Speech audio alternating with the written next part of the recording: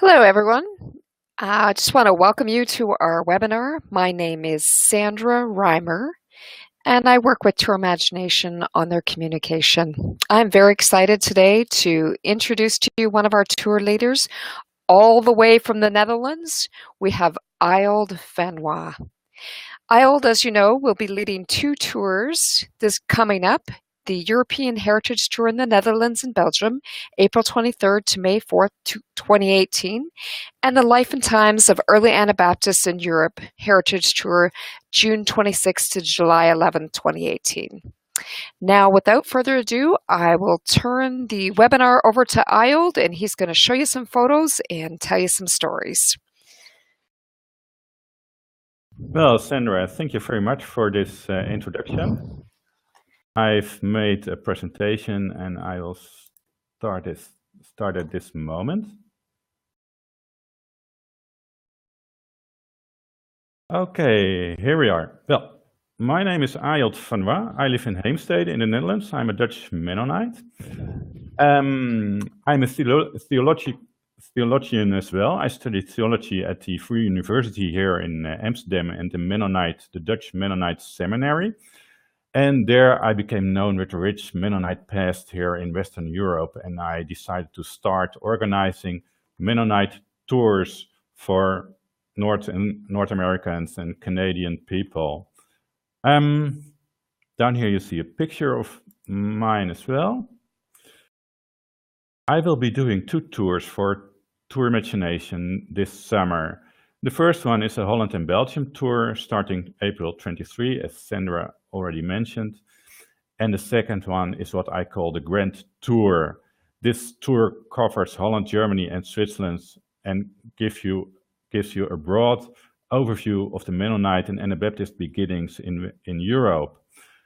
And all my tours are faith-based. I'm a Christian myself, and most of the tour members are Christians too. So at certain places we sing Christian songs, and most all days we start with reading some Bible verses and a short prayer.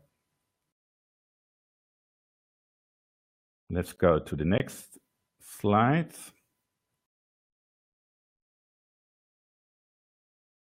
Here's a map of my first tour, the Holland and Belgium tour. I will try to make it a little bit bigger, if I can do it. Yes, there we go. Here you see the Netherlands and Belgium. This tour starts in Amsterdam. You will arrive at Schiphol Airport near Amsterdam. We will visit Amsterdam and the environment of Amsterdam, going to Haarlem, then going over the Afsluitdijk to the province of Friesland. Here we come into Menno Simons country, with villages as Pingham and with Marsum. And after that we go backwards to the Keukenhof. We pass Amsterdam again, go to the Keukenhof and into Belgium. Here is the city of Antwerp, Ghent, and Bruges, where we stay for 3 nights. Okay. And here's a map of my second tour, the Grand Tour, which also starts in Amsterdam, going over to Friesland again, Pingham and Witmarsum, the villages related to Menno Simons, then going into Germany, Münster, Detmold. Detmold is the city where a lot of Mennonites from Russian background settled when the wall fell down in 1989. Going to Eisenach and going to the south of Germany, into Switzerland, Emmental, Bern, then going back into Germany, okay, again the Alsace, where a lot of Mennonites lived who were expelled from Switzerland, and also Amish people lived in Alsace.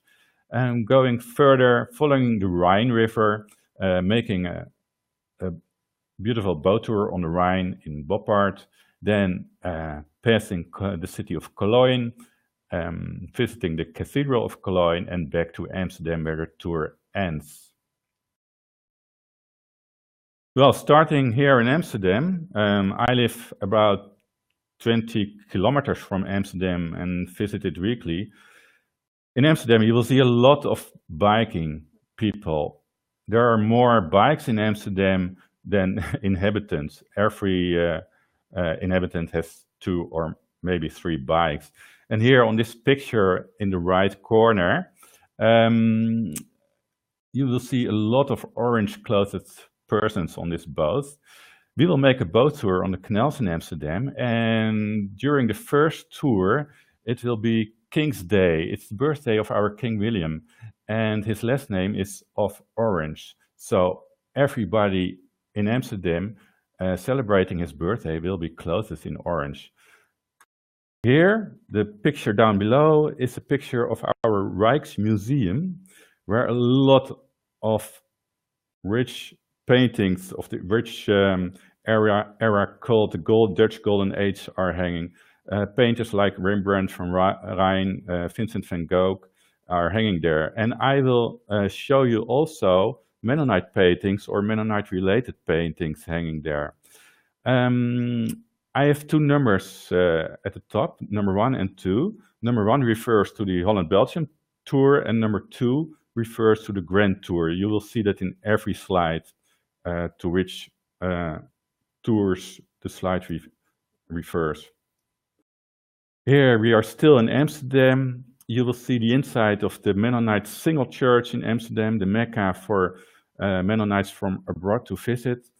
And in the right corner, we are at the Mennonite archives in Amsterdam. The special collections, it's called. Here we see the conservator Adrian Pleck showing one of his most special items. This is a letter, a handwritten letter by Menno Simons, sent to his flock in Poland, in the Gdańsk area. And that's a very special letter. Here we are at the Zaanse Schans. That's not far from Amsterdam. And this is an open-air museum with a lot of the typical Dutch windmills and countrysides to see.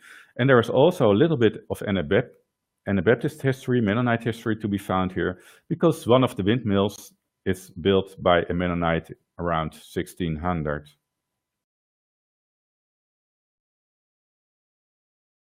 Not far from Amsterdam, we will find the city of Haarlem, also very important in Mennonite history. Picture on the left, it shows you the market square of Haarlem. And on the right, we have an insight in the Mennonite church of Haarlem. Mennonite church was built in 1683 already. And on the bottom side, you will see one of the rooms of this Mennonite church where the board meets once a month. And this room dates back to about 1900 and is still in the same condition as then. And here, this small figure is Arno Tim. He is one of the Mennonite pastors, already retired, but probably he will give us a tour through the church. After Amsterdam and environment, we go north to the province of Friesland, Menno's country, and we will pass the enclosure dike called the Afsluitdijk, built in 1920 to protect the Netherlands from the North Sea. And the main engineer who built this dike was this man, Cornelius Lely, called in Dutch, and he was a Mennonite as well. He was very famous for his waterworks in the Netherlands, and as you probably know, about half of the Netherlands lies down sea level, below sea level. So we always have to work to pump out the rainwater and other water out in the sea. And if you don't do that, we will be flooded here in the Netherlands. Well, after the Afsluitdijk, we reach Friesland, and we will reach the little village of Pingham. Pingham is the village where Menno Simons started his career as a Catholic vicar. On the photograph on the left, you see the hidden church in Pingham. And on the right, you see the inside of the Reformed Church in Pingham. And this Reformed Church used to be, in Menno's time, a Catholic church. And Menno has been in this church and probably stood here on the altar conducting the Mass. Next to Pingham, we will find the village of Witmarsum. Menno used to be a real priest here. After his vicarship in Pingham, he was promoted to a priest here in the adjacent village of Witmarsum. What we see here on the right hand is also the Reformed Church of Witmarsum. And Menno would have been walking here as well on this floor. On the left-hand side, we see a monument erected for Menno. And one of the plaques on this monument says, because nobody can lay another foundation than there was already laid, namely Jesus Christ, from 1 Corinthians 3, verse 10. Pingham and Witmarsum are very important in Mennonite history because Menno Simons started here as a priest in about 1530. As a vicar in Pingham, and there he led a very wealthy Catholic life. He drank a lot, he played cards, and maybe there were women involved as well. But in Witmarsum, there he changed his mind and started to doubt the Catholic faith. And at the end, he decided to go over to the Anabaptist and went on as their leader. So far about Menno Simons. On the Holland-Belgium tour, there is also a visit to the Keukenhof involved. The Keukenhof is the Dutch flower garden, which attracts 2 million people every spring. It's only open for 10 weeks in spring, and people are coming from all over the world to visit this place. And we will spend there about 4 or 5 hours, and you will love it. You'll find all the bulb flowers which make Holland so known. Daffodils, tulips, and yeah, name it. Then on the Holland-Belgium tour, we go further south into Belgium. Here you see the picturesque city of Bruges. And here I will tell you all the stories from the Martyrs Mirror, who played a role here in Bruges, and also in the city of Ghent, where we will visit this town castle. It's called the Stone, and a lot of Anabaptist martyrs were here kept in prison in the 16th century, when we were still under the rule of the Catholic Spanish king, who oppressed the Anabaptists very, very much, very hard. Okay, there you go, on further. With the other tour, the Grand Tour. On the picture to the left, we are in the German city of Münster, and you see a church tower. In Münster, I will tell you the story of Bernard Roodmans and Jan van Leyden. We go back to 1534, 1535. Bernard Roodmans was the city preacher and in favor of the Reformation. And Jan van Leyden was an Anabaptist from the Netherlands who tried to establish a theocracy in the city of Münster and to present the new Jerusalem to Jesus, so Jesus could come back. He had very apocalyptic views. He established a theocracy based on community of goods and also polygamy. He took over the city council, but after 1 year, the Catholic bishop took over the town again, and Jan van Leyden and his fellow leaders were hung in cages on the church tower you see here on this picture. After Münster, we go on to the city of Detmold, and we will join a church service over there, and it will be a church service of the former Russian Mennonites. A lot of them settled down here in Detmold and the area, and they built also a beautiful museum depicting their history in Russia. And we'll also visit that museum. Let's go further to the next slide. Yes, then we go on to the city of Eisenach, the city of Martin Luther and Johann Sebastian Bach. Bach was born here and Luther spent his youth here. And there is also Anabaptist history to be found here. And this is the castle of Eisenach. Here was Martin Luther put away after the German emperor put a ban over Martin Luther, and his protecting lord, honorable lord, saved Luther's life by putting him in this castle for about 1 year. And here Martin Luther translated the Bible into the German language.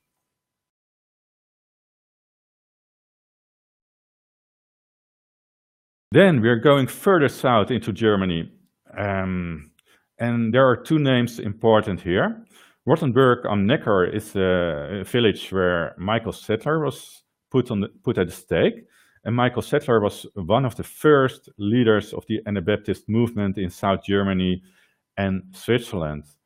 Michael Settler wrote the 7 Articles of Sleitheim. That was the first confession of faith, the Anabaptist Confession of Faith.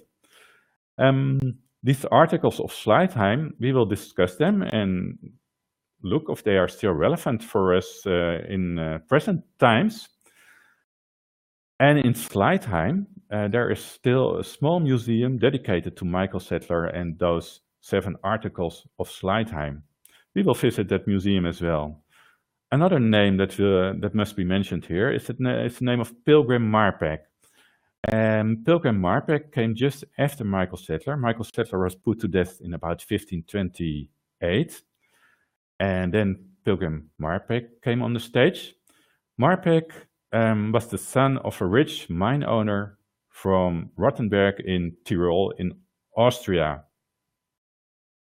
And Pilgrim Marpeck became an Anabaptist himself in about 1528. At that time, he was the mayor of this town, Rottenburg, but then he had to flee, and he became a traveling pastor. He traveled to the south of Germany through Switzerland to encourage his brothers and sisters, Anabaptist brothers and sisters, to grow in faith. He wrote a lot of books, and it's only for 30 or 40 years now that he was rediscovered again, and his books were read again. Pilgrim Marpeck and Menno Simons played about the same role in Mennonite history. Where Menno Simons was the leader in North Germany and the Netherlands, was Pilgrim Marpeck the leader in south of Germany and Switzerland. And maybe it is interesting to look at their theologies and to compare that. Menno Simons thought that a Christian had to be holy and perfect, and the Christian congregation, according to Menno, had to be without spot or wrinkle because Jesus was sinless and perfect. And so Menno had very high standards for Christians, and Pilgrim Marpeck was much more softer. He emphasized the humanness of Christ and that the congregation is not a congregation of perfect people, but it's an environment to learn, to grow spiritually, to struggle, to fall, and to try again. That's a big difference between those two Mennonite leaders. But Menno gave his name to a worldwide movement, and Pilgrim Marpeck vanished into history. Okay, we go to the next slide. Well, from the south of Germany, we go into Switzerland. We will visit Zurich, where the beginnings started. The group of students around Huldrych Zwingli, who discussed a lot with them, were Konrad Grebel, Felix Mens, and Georg Blaurock. And yeah, they are seen they're seen as the starters of the Anabaptist movement. Conrad Grebel died within a few years after establishing the Anabaptist movement. Felix Menz was drowned in Zurich, 1527. At the photo to the right, you see the plaque dedicated to his life, to this man. He was drowned in the river the Limnat in Zurich, as on the photos, as the photo shows. And Georg Blauwig escaped Zurich in those years, 1528, and went to Tyrol. On the photo at the bottom side, you see the Fraumünster in Zurich, and this church has very beautiful stainless glass windows by Marc Chagall. In Switzerland, we will find two caves where the Anabaptists worshipped. They are hidden from the world, so they could worship in peace over there. And we will visit those two caves. One is near Zurich, and the other one is in the north of Switzerland. Then it's over to the Emmental, where with lots of Anabaptist history to be found. Photo to your left shows the Emmentaler cheese factory. Here the very known Emmental cheese is coming from. Photo to your right is showing a typical Emmentaler farmstead. This farmstead has a hidden room, and Anabaptists in the 17th and 18th century could hide here in this farm, in this hidden room, to escape from their Anabaptist hunters. And at the bottom we see the quaint city of Bern, with a lot of buildings from sandstone, grey sandstone. Bern is also very important in Mennonite history, and I will give you an Anabaptist city tour through the city. After Switzerland, we go to Alsace, an area north of Switzerland in Germany. Also, a lot of Anabaptists lived here, expelled from Switzerland. We will visit the small village of Riekeweer. It's a medieval village with a wall around the village, and a lot of picturesque houses in all pastel colors. Another place to visit is the Mont Saint-Odile Monastery, and probably we will stay there. It's also a hotel, and from this side we will have a beautiful view over the Rhine Valley below us. Then it's on to Strasbourg, also a very important city in Mennonite history. Strasbourg was a free city, so a lot of free thinkers in this time, 16th, 17th century, gathered here to talk about the Reformation and the free new faith. You see two towers on the picture on the right.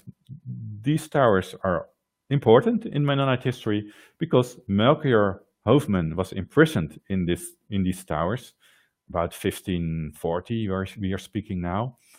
And Melchior Hoofman was important because he brought the Anabaptist faith story from South Germany, Zurich area, to the north of Germany.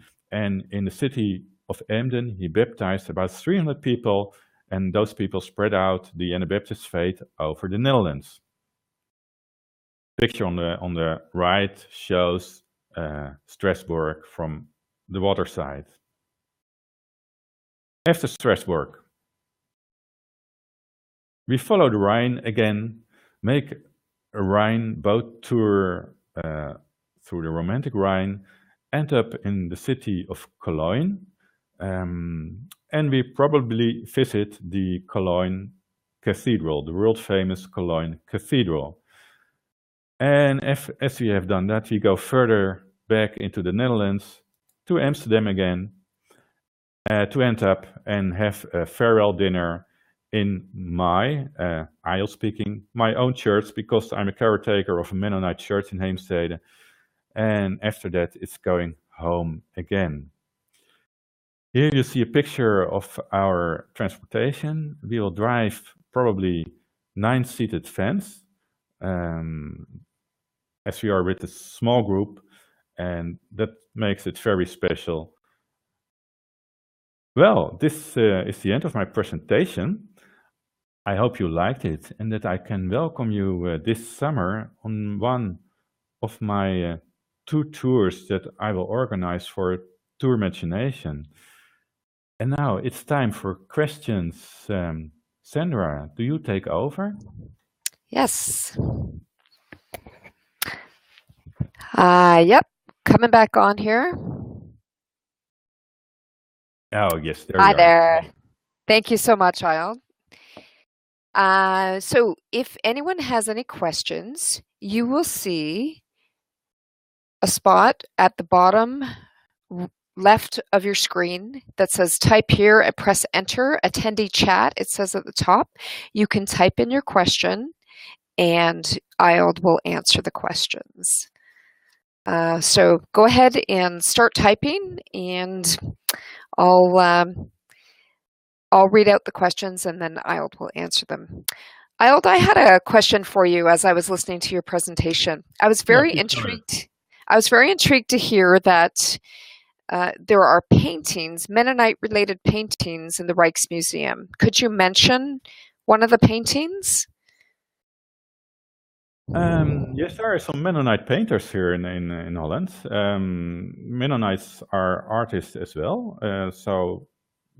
And some of them are so good that they are in the Rijksmuseum. Jacob van Marwers is one of them. Oh. And I will show you these paintings. And also Vincent van Gogh, he was not a Mennonite, but one of his teachers was a Mennonite. And so there's a Mennonite relationship with Vincent van Gogh as well. Okay. Great. And it sounds like you also mentioned Cornelius Lely? Yes. He was a water engineer here in the Netherlands. Right. And so he would have, you said he was in the 1900s, early 1900s? He lived about 1920. Then he worked on this Afsluitdijk. Okay. And he died around 1930. Okay. Good. But it was not only this dike that he built, but there was also a big city in one of the polders. Polders is reclaimed land out of the water. Right. And there is now a city with about 200 inhabitants named after him. It's called Lely. Lelystad. Oh, okay. City of Lely. Oh, wow. Yeah. Good. Oh, we have a question here. Evelyn is asking, will the Grand Tour be offered in 2019? I really don't know yet. No. But that's something we could certainly consider, Evelyn, and we can put you down as interested for that. Does anyone else have any questions about anything, any of the photos Ayle showed or any of the stories he told? Questions about the tours?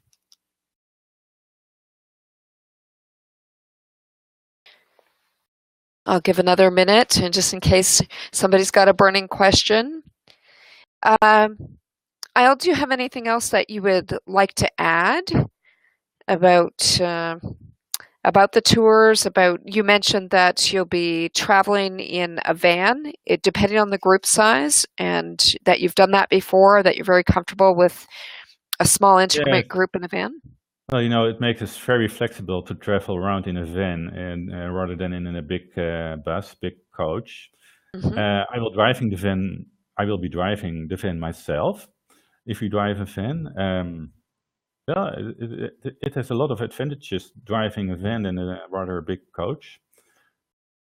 And sometimes we drive 2 vans if the group is still too small to drive a bigger bus. You're multi-talented. You can lead a tour and drive a van. That's amazing. Yes. No problem at all. That's great. Oh, Marjorie's saying there were some technical problems during part of the caves. Could you summarize a bit about the caves? Did you mention something about some caves? The caves in Switzerland. Shall I show you the picture again? Yeah, let's go back to that and